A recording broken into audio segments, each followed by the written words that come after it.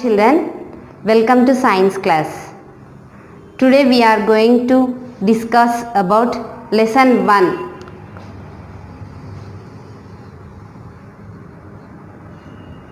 Life and survival of plants.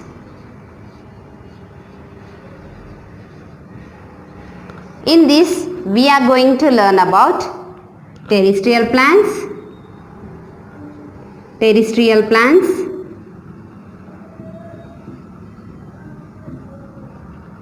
Next one is aquatic plants.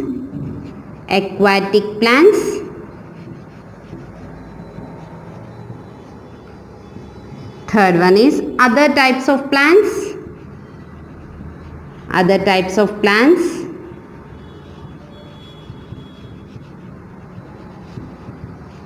And the fourth one is uses of plants.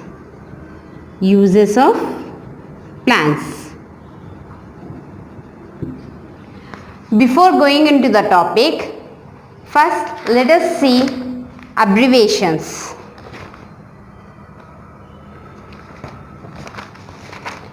What is the first one? Adaptation.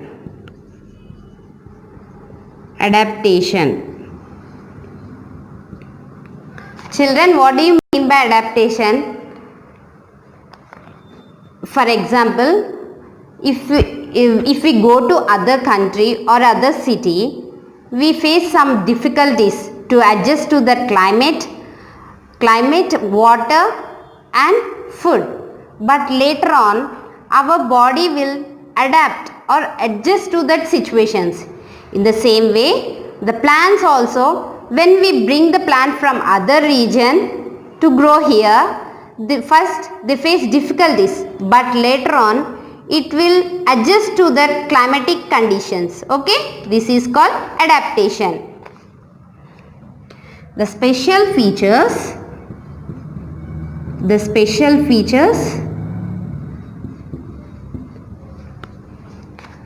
that allow a plant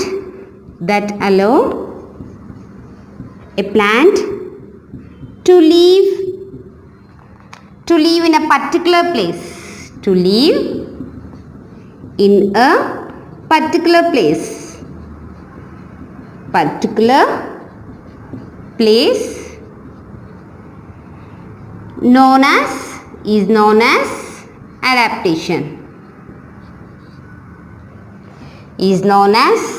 adaptation.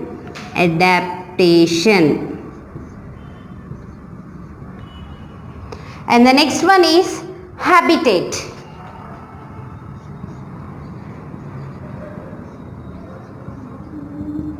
What do you mean by habitat? The plant where it grows naturally is called habitat.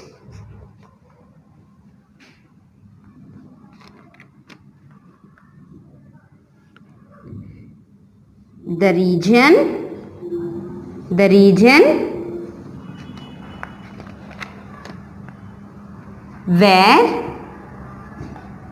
it grows naturally is called its habitat.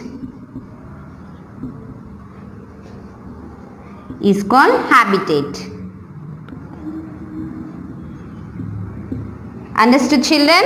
What is adaptation? The special features that allow a plant to live in a particular place is known as adaptation. Where habitat is the region where it grows naturally is called habitat. Now, according to their habitat, plants can be divided into two major groups. According to the habitat, the plants are divided into two groups. They are, first one, terrestrial plants.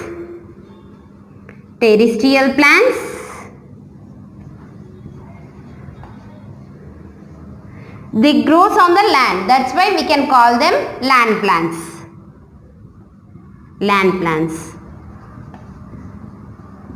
And the second one is aquatic plants.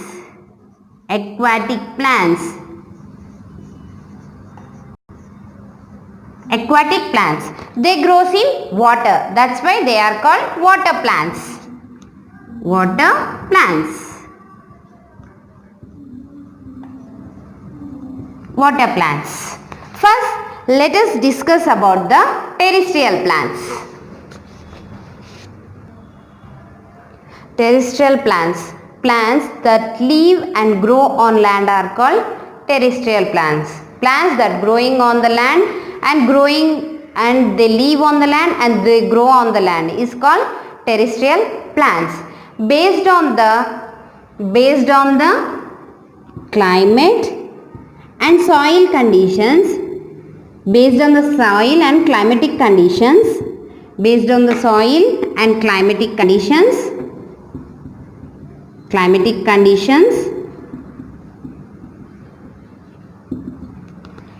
based on the soil and climatic conditions, plants are classified into 4 categories. They are, first one, plants in deserts, plants in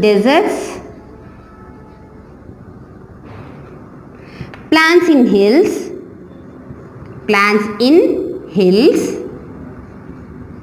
plants in marshes, plants in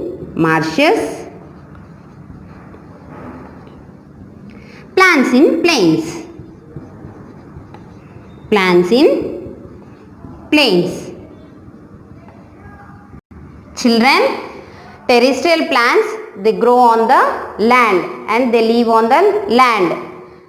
Based on the soil and climatic conditions, terrestrial plants are divided into 4 categories.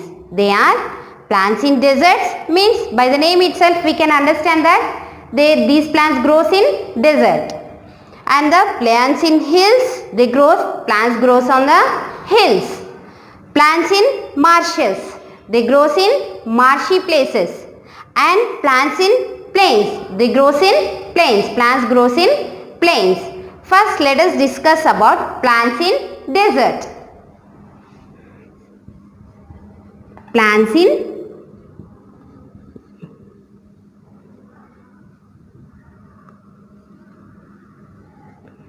Children, how the climate in desert? How? It is very hot and dry. The climate in desert is very hot and dry.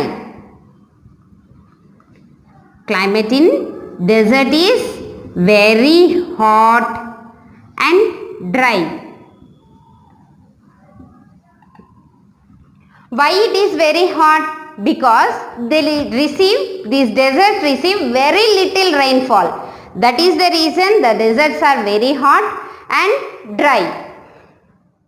Children, first let us discuss about the plants in deserts. How the climate in desert? The climate in the desert is very hot and dry. Why it is very hot and dry? Because the desert receive very little rainfall. That is the reason the deserts are very hot and dry. Here, the plants in the deserts should have due to water scarcity, the plants should have some special features to prevent the loss of water. Okay. The special features that the plants have are, they have very few leaves or no leaves. If there are more leaves, they need more water. That is why they have very few leaves, and some plants do not have leaves at all. And the second one is photosynthesis carried out by green stem. What do you mean by photosynthesis? Plants make their own food in the presence of sunlight, air and water. This is called photosynthesis. Here in our place, photosynthesis is carried by leaves. But the desert plants, in the desert plants, photosynthesis is carried by green stem. Third one is spines instead of leaves. These have the desert plants have spines, means like they are like thorns. They have spine. Instead of leaves, they have spines. They have thick and fleshy stem. The stem is very thick and it is very fleshy. And these plants have long roots. In the deserts, the water is very deep. The water is very deep. That's why they have long roots. So that these roots can absorb the water present in the sand. Okay?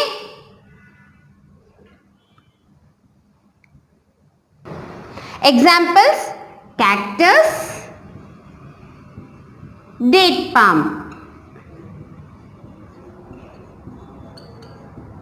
These are the examples of desert plants.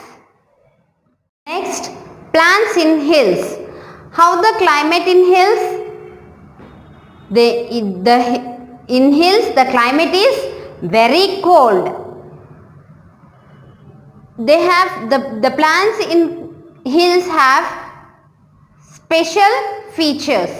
They are the needle-like leaves with waxy coating. These plants have needle-like leaves. The leaves are like needle and with waxy coating. Why?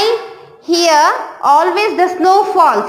That is why the water, if the leaves are broad, the water remains on the leaves. So they have waxy coating on the leaves so that the water does not remain on the leaves because of waxy coating. And they have sloping branches. Why they have sloping branches? So that the snow will slide off from the branches. They have cones instead of flowers. Examples: pine, cedar, fir. Next one, plants in marshes. How the soil in marshy places? The soil is very sticky and clay because of the plenty of water. They have plenty of water. Plenty of water. These areas are called, they have sticky and clay soil and they have plenty of water. These areas, such areas are called swamps. And the roots, about the roots are unable to get air. Because of the plenty of water, the roots are unable to get air. The roots, for air, the roots come out of the soil and water for air. We call them as breathing roots. Examples of marshes, plants in marshes. Examples: Sundarbans, mangroves. Next, plants in plains. How the climate in plains? It is neither too hot nor too cold. It is not too hot like in deserts and not too cold as hills. And they receive very moderate rainfall. And the features are thin and broad leaves. These plants have thin and broad leaves so that they can capture the sunlight and they can prepare their own food. And they shed their leaves during winter season. Shedding means all the leaves fall off from the tree. During which season? Winter season. Examples are mango, banyan and peepal.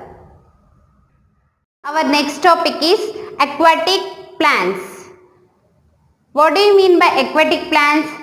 Plants that live and grow in water are called aquatic plants.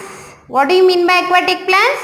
Plants that live and grow in water are called aquatic plants. They grow in water bodies. What are water bodies? Rivers, ponds, lakes, oceans and streams. These are the water bodies. They grow in these water bodies.